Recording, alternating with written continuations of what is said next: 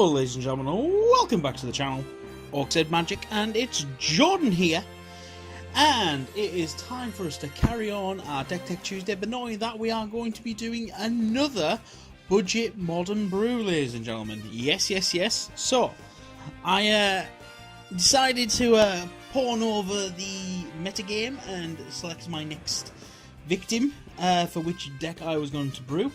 And I actually thought about, well, you know what? One of the current decks that kind of kicks my butt most of the time is Tron. So why not have a look at that? So basically, for those of you who are new to this series, basically I look at an archetype.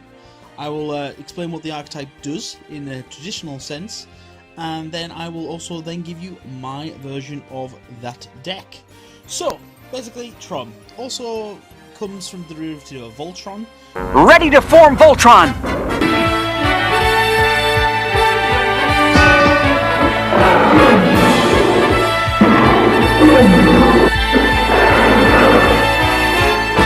Which is basically trying to assemble Urza's mine, power plant and tower.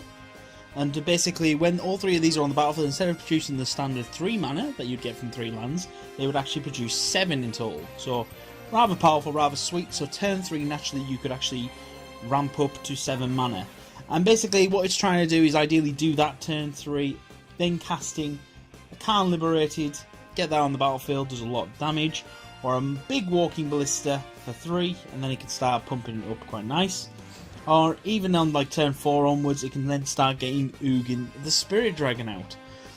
Now, basically this deck comes in at around $600.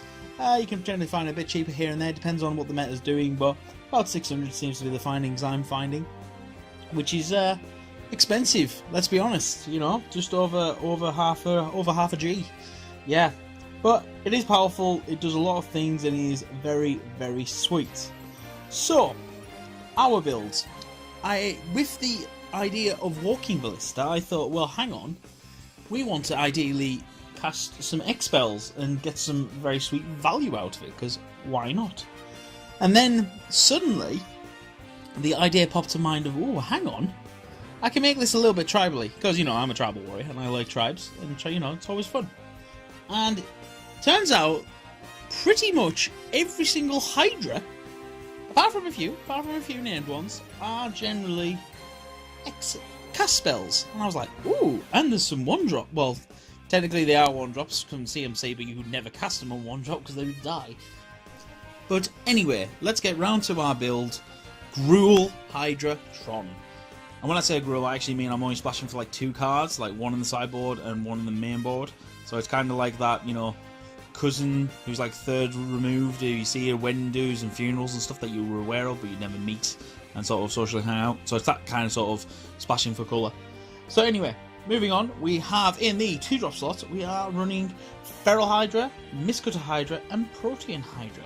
All these Hydras are X and a green, and Feral Hydra comes into play with obviously X/1/1 counters on it, and you can sink 3 mana in to give it a 1/1 counter, and any player may play this ability.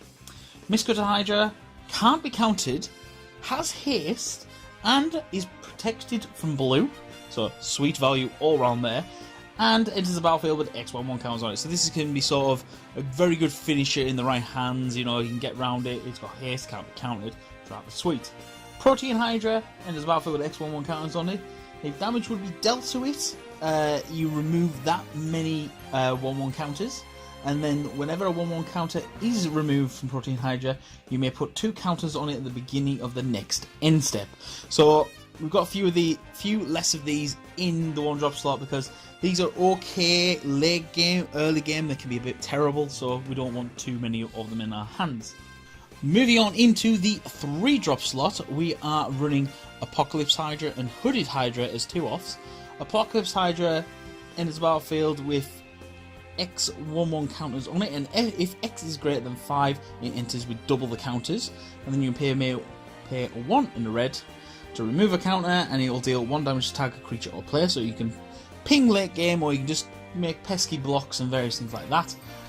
Hooded Hydra enters the battlefield with X/1/1 counters on it. You can morph it if you wish, Personally, I wouldn't. You know, the fact is you could actually get this thing quite big quite easily. And when it dies, you get to create a 1/1 green snake creature for each 1/1 counter on it. So basically good value all round. If they start bringing in board wipes game 2, this thing can do some work afterwards, which is rather sweet. We then have also Primordial Hydra and a Mana Gorger Hydra. Primordial Hydra enters the battlefield with X/1/1 counters on it, and at the beginning of your upkeep you get to double them, which is always nice. And it also has Trample as long as there are more than 10 counters on it. So you can get this pretty big, pretty quick. So, but you just got to be careful how you are using it, though. Basically, Mana Gorger Hydra is a 4-off in this deck because it is fantastic. It has Trample benefit. It enters as a 1/1 and it's for 2 and a green, so it's not an X creature. But whenever a player casts a spell, you get to put a 1/1 counter on it. So literally any player, if they cast anything in response, it gets a trigger.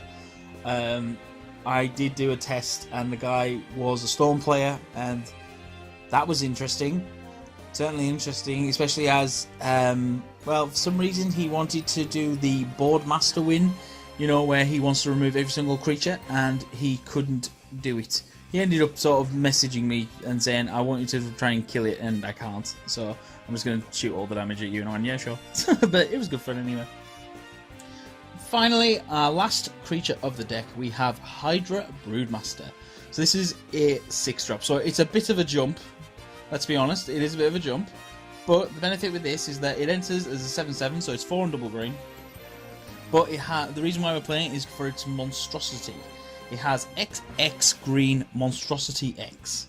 And whenever it becomes monstrous, you get to put XX tokens that are green hydras onto the battlefield. So if you monstrous where X is 5, you'll create 5/5 green hydras. Fantastic value. This thing can do some work late game, so why not use it? So that is it for the creature base. Moving on to the spells, we are running a 4-off of Sylvan Scrying and 2-off of Blossoming Defense. Sylvan Scrying obviously just helps us land fix and find Tron pieces or other bits of land that we may need. Blossoming Defense is obviously just to try and keep our creatures around a bit longer than we need to. Especially good on the ones that can cause trample damage. Those are the ones that generally will get targeted more. Moving on to the artifacts, we have 4-off of Expedition Map. Again, this is just to allow us to go get any land we need, which is rather useful. And then we have 2-off of Gruul Signets. This is obviously just to get us a bit of colour fixing as we need it and when. We then have a 2-off of Shaper's Sanctuary. One thing I found from testing is that, of course, you know, Fatal Push is a thing, Path to Exile is a thing. You know, generally targeted removal of any description is going to be flung at these things, so I figured, well, hell, why not get card draw off them, because that's always fun. Our final spell of the deck is Primal Rage. Now, Primal Rage comes from 10th edition, so thank you. It's 1 and a green, and all creatures you control gain Trample. So this is sort of, until sort of sideboard, you know, all your creatures are going to gain Trample, so it's going to be rather sweet. Obviously, you do have some natural Tramples in there in case they do have main board removal for it. So, moving on to the lands. Basically, we have obviously the complementary 4 of each of the Mine, Power Plant and Tower to form Tron basis, because that is part of the deck, we need it. I then put in 2-off of Oran Reef the Vastwood. Reason why I put this in is, of course, that it can generate mana. It's always good. It's not a legendary land either, which is also handy. And you can tap and put a 1/1 counter on each green creature that enters the battlefield this turn. I used this as a mini combo. One of my opponents in game 2 damnationed when I had a Hooded Hydra on board, and I think it was X was 6. And of course, it died.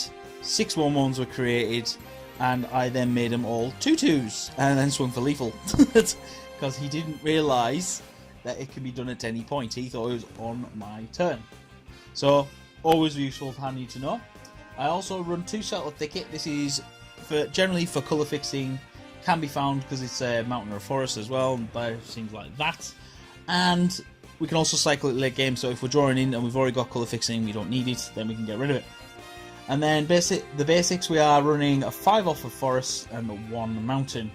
Benefit is that one thing I have learned from playing many times in Modern is Path to Exile can be a pain. and the decks where I don't run a single colour for fixing is generally the ones I get punished the most, so you know, I'm playing around it quite nicely.